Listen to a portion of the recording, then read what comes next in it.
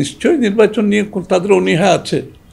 তা না হলে যেখানে আলোচনাই শেষ হয় নাই এবং যেখানে বেশিরভাগ ক্ষেত্রে আমরা ঐক্যমত পোষণ করেছি, আর যে জায়গা থেকে ঐক্যমত হয়নি, এটাই তো স্বাভাবিক, তাই না? আমরা বিভিন্ন রাজনৈতিক দল, বিভিন্ন দর্শন, আমাদের চিন্তা ভাবনা সব কিছু তো আলাদা। এখানে যে জায়গাটা ঐক্যমত হয় নাই, তো সেই জায়গাটার উপর ধরে আপনি ঐক্যমত যদি সেই বিষয়টা ধরে আপনি যদি একটা কর্মসূচিতে চলে যান, তার মানে কি?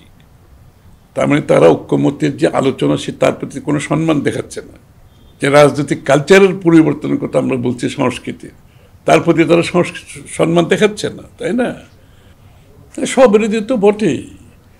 যেখানে এখনো আলোচনা হচ্ছে, আলোচনা চলছে, এবং যেখানে বেশিরভাগ জায়গাতে ঐক্যমত হয়ে গেছে, এটা আমরা সবাই জানি, বেশিরভাগ জায়গায় ঐক্যমত হয়ে গেছে এবং আলোচনা অব্যাহত আছে এবং সবাই অংশগ্রহণ করছে, তো সেইখানে মাঝখান থেকে একটা এই ধরনের কর্মসূচি দেওয়ার অর্থটা কি? তাইলে তো একটা তো প্রশ্ন তো থেকে যায় এখানে, তাই না?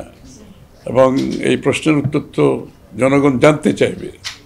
তাহলে আসলে কি যে ঐক্যমতের কথা বলা হচ্ছে, ঐক্যমত বলতে যে আমরা সব জায়গায় তো ঐক্য হবে তা তো না। ঐক্যমত বলতে যে জায়গায় ঐক্য হবে সেটাই আমরা সবাই মেনে সামনের দিকে এগিয়ে যাব, এই তো।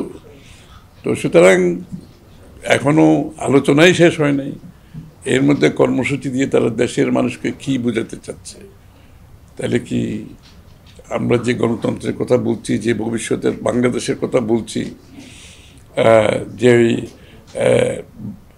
একে অপরের প্রতি সহনশীলতার কথা বলছি, অপরের মতামতের প্রতি শ্রদ্ধার কথা বলছি, দ্বিমত পোষণ করেও শ্রদ্ধার কথা বলছি, তাহলে তো সেই জায়গা থেকে তো আমরা থাকছি না। তার মানে আমরা তো সেই জায়গা থেকে সরে যাচ্ছি।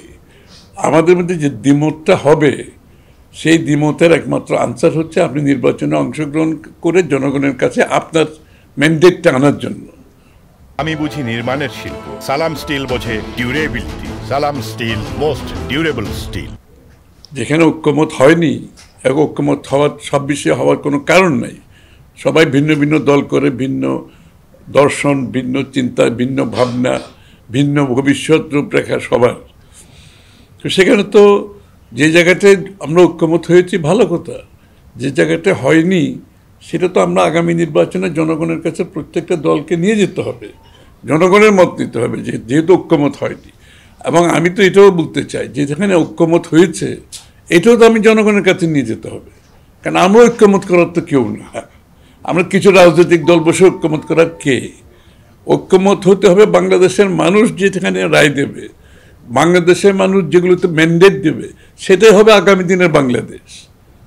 আমাদেরকে তো রাজনৈতিক দলগুলোকে বাংলাদেশের মানুষ ম্যান্ডেট দেয় নাই যে আপনারা বসে বসে বাংলাদেশের ভবিষ্যৎ নির্ধারণ করুন।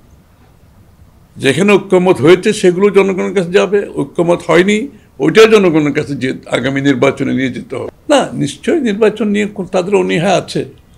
তা না হলে যেখানে আলোচনাই শেষ হয় নাই এবং যেখানে বেশিরভাগ ক্ষেত্রে আমরা ঐক্যমত পোষণ করেছি, আর যে জায়গা থেকে ঐক্যমত হয়নি, এটাই তো স্বাভাবিক, তাই না? আমরা বিভিন্ন রাজনৈতিক দল, বিভিন্ন দর্শন, আমাদের চিন্তা ভাবনা সব কিছু তো আলাদা। এখানে যে জায়গাটা ঐক্যমত হয় নাই, তো সেই জায়গাটার উপর ধরে আপনি ঐক্যমত যদি সেই বিষয়টা ধরে আপনি যদি একটা কর্মসূচিতে চলে যান, তার মানে কি?